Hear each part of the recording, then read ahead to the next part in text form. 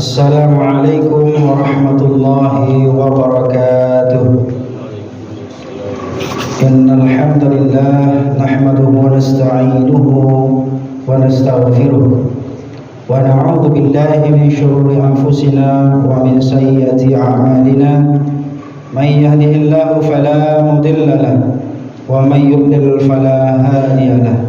أشهد أن لا إله إلا الله وأشهد أن محمدا رسول الله صلى الله عليه وسلم. أما بعد.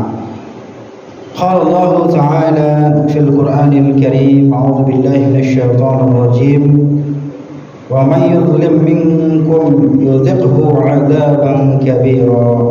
صدق الله العظيم. Hadirin wal hadirat kaum muslimin, ibu bapak, saudara-saudara, para jamaah salat zuhur yang berbahagia. Pertama, marilah kita bersyukur kepada Allah Subhanahu wa taala sampai hari ini, sampai saat ini dan detik ini kita masih diberikan kesehatan dan kesempatan oleh Allah Subhanahu wa taala. Maka oleh karena itu sepantasnya kita bersyukur kepada Allah Subhanahu wa taala. Mudah-mudahan dengan syukur ini maka Allah akan tambah-tambah nikmatnya buat kita semuanya. Amin ya rabbal alamin. Pada momentum pada hari ini saya ingin menyampaikan tentang sebuah tema kultum yang berkaitan tentang larangan Allah Subhanahu wa taala bagi seorang muslim untuk melakukan perbuatan zalim. Ini menjadi hal yang sangat penting, apalagi kita sebagai manusia. Tentu banyak sekali di antara kita yang kadang-kadang lupa tentang hak-hak kita terhadap Allah Subhanahu wa taala, kepada diri sendiri dan juga kepada orang-orang yang ada di sekitar kita. Karena kezaliman itu tentunya adalah termasuk di antara pelanggaran-pelanggaran hak-hak kita kepada Allah Subhanahu wa taala dan juga pelanggaran terhadap hak-hak diri sendiri dan juga kepada hak-hak orang lain. Nah, bagaimana Allah Subhanahu wa taala mengatakan dalam Al-Qur'an, "Wa may yuzlim minkum yuzikhu 'adzaban kabira." Jadi barang siapa yang mereka itu melakukan sebuah kezaliman, maka orang-orang itu akan mendapatkan azaban kabira. Mereka akan ditimpakan azab yang sangat-sangat besar. Maka di dalam Al-Quran juga dijelaskan bahwa ada 3 hal jenis kezaliman yang dilakukan oleh manusia. Yang pertama, zulmul abdi li rabbih, yaitu adalah kezaliman hamba seorang muslim li rabbih, kepada Tuhannya. Contohnya misalnya ada orang yang melakukan kemungkaran, kemaksiatan. Ini adalah merupakan kezaliman kepada Allah Subhanahu wa taala. Ada orang yang sengaja meninggalkan perintah Allah. Ada orang yang sengaja melanggar aturan-aturan Allah.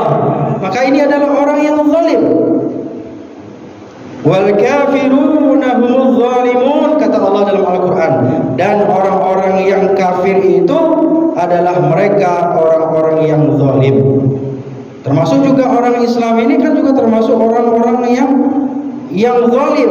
Sebahagian di antara mereka yang suka melalaikan perintah-perintah Allah Subhanahu wa taala. Tapi kalau kita taat kepada Allah, kita enggak zalim, Bapak Ibu yang berbahagia. Jadi itu yang pertama. Yang kedua adalah kesyirikan. Ya, menduakan Allah, percaya kepada hal-hal mistis-mistis, tahayul, bid'ah dan khurafat. Inna syirka la zulmun azim, kata Allah. Sesungguhnya kesyirikan itu adalah kezaliman yang amat-amat besar. Jadi ini adalah kezaliman yang pertama, tingkatannya adalah kezaliman seorang hamba kepada Tuhannya. Jadi dengan berlaku ingkar maksiat, mungkarat, maka kita termasuk orang yang zalim kepada Allah Subhanahu wa taala. Dan ternyata juga banyak di antara kita umat Islam yang melakukan hal-hal yang demikian. Yang kedua, yang berbahagia, kata Allah dalam Al-Quran itu kita dilarang yaitu zalim terhadap diri sendiri. Jadi ada tingkatan yang kedua, zulmul 'abdi li nafsihi. Wa ma zalamuna walakin kanu anfusahum yadhlimun.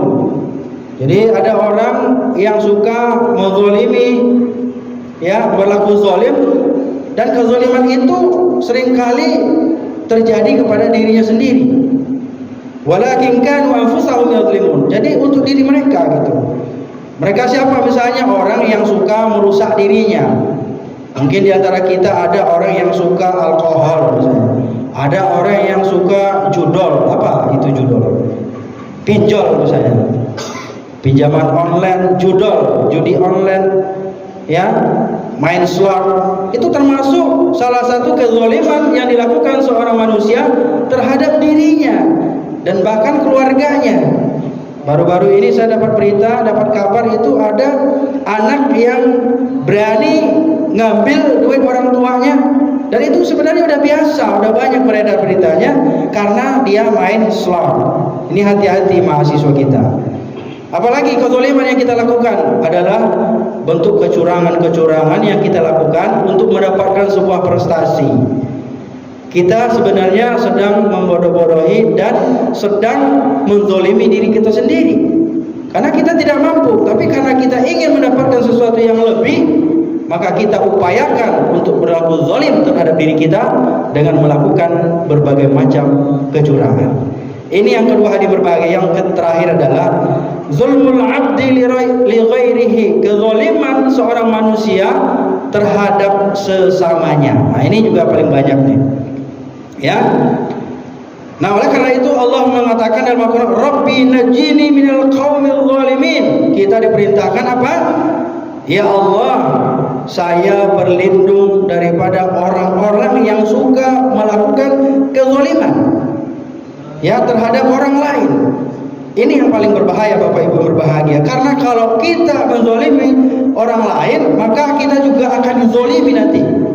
Mungkin di dunia ini kita nggak mendapatkan balasan, tetapi ingat bahwasanya balasan atas kezaliman yang kita lakukan pasti akan dibalas di yaumil kiamah.